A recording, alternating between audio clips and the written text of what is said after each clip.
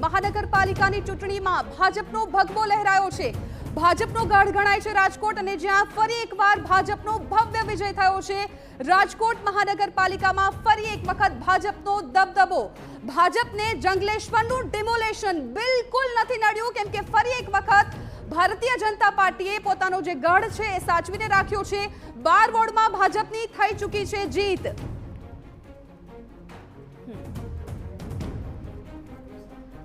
અમારા સંવાદદાતા મોહિત ભટ્ટ અમારી સાથે લાઈવ જોડાઈ ગયા છે।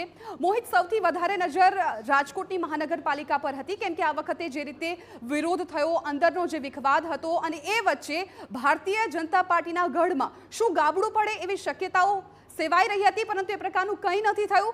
જંગલેશ્વરનું જે બુલડોઝર છે એ પણ નડ્યું નથી। ભાજપનો ફરી એકવાર ભવ્ય વિજય થયો છે રાજકોટમાં।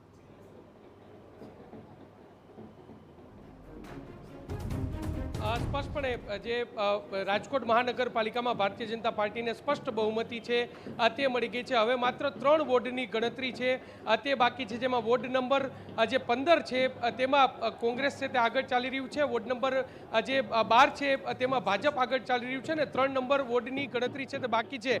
બાકી તમામ બેઠકો પર એક વોર્ડ નંબર 16માં કોંગ્રેસની પેનલનો વિજય થયો છે, જ્યારે અન્ય તમામ બેઠકો પર ભાજપનો વિજય છે તે થયો છે। એટલે અંદાજિત 72 પૈકી 60 બેઠકો પર જે ભાજપ છે તેનો ભગવો છે તે લહેરાયો છે, અને રાજકોટ મહાનગરપાલિકામાં ભાજપનું શાસન છે તે સુનિશ્ચિત થયું છે। સૌથી મહત્વની વાત કે આ વખતની ચૂંટણી છે તે એકદમ નીરસ ચૂંટણી રહી હતી, કારણ કે લોકો મતદારો છે તેનો કોઈ પણ પ્રકારનો મિજાજ છે તે જોવા મળ્યો નહોતો, પરંતુ લોકોનું મૌન છે તે ભાજપ તરફી મતમાં પરિવર્તિત થયું છે, અને ભાજપનો ભવ્ય વિજય છે તે થયો છે। આ વખતની ચૂંટણીમાં જે મોટા નેતાઓ છે કે જેમની ટિકિટ છે તે કાપવામાં આવી હતી અને તેમને પોતાની નારાજગી વ્યક્ત કરી હતી, તે તમામ મોટા નેતાઓને પણ એક પ્રજાએ ક્યાંક જાકારો આપી દીધો હોય તેવું પણ સ્પષ્ટપણે લાગી રહ્યું છે। કોઈ પણ પ્રકારનો અપસેટ છે તે સર્જાયો નથી। પેનલો તૂટવાની વાતો થઈ હતી, પાટીદાર સમાજમાં નારાજગીની વાતો હતી, પરંતુ તમામ મુદ્દાઓ છે તે બાજુ પર રહ્યા છે, અને ભારતીય જનતા પાર્ટીનો ભવ્ય વિજય છે તે રાજકોટમાં થયો છે। એક વોર્ડ નંબર 16 છે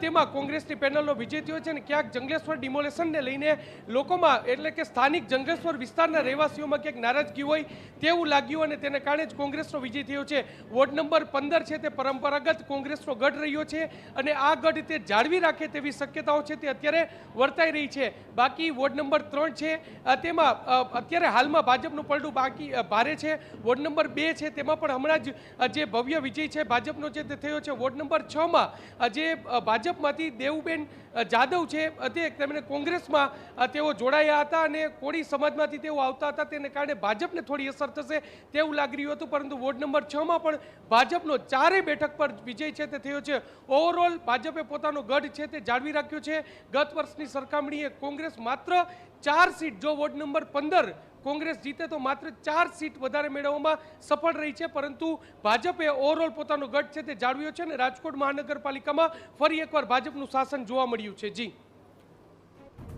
બિલકુલ, આભાર મોહિત સમગ્ર માહિતી બદલ। તો હવે સૌથી